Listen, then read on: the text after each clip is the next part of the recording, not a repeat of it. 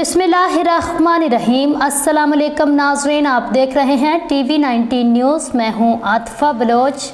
शामिल करते हैं आज की अहम इलाकाई खबरें।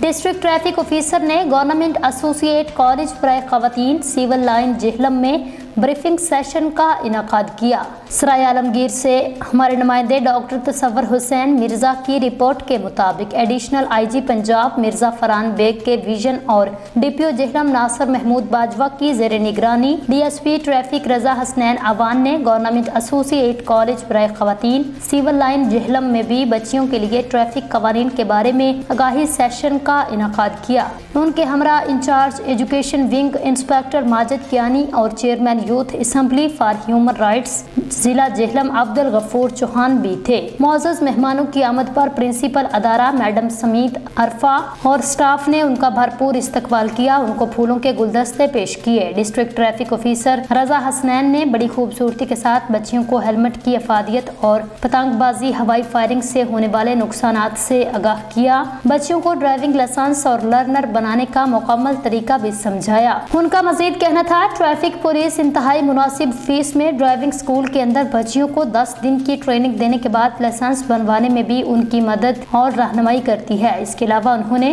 रोड पर अपनी और दूसरों की जान की हिफाजत को यकीनी बनाने और एक दूसरे के हकूक का ख्याल रखने और ट्रैफिक कवानीन पर अमल करने का लेक्चर दिया। ट्रैफिक कवानीन से मुतल्लिक बच्चियों के सवालात के जवाबात भी दिए।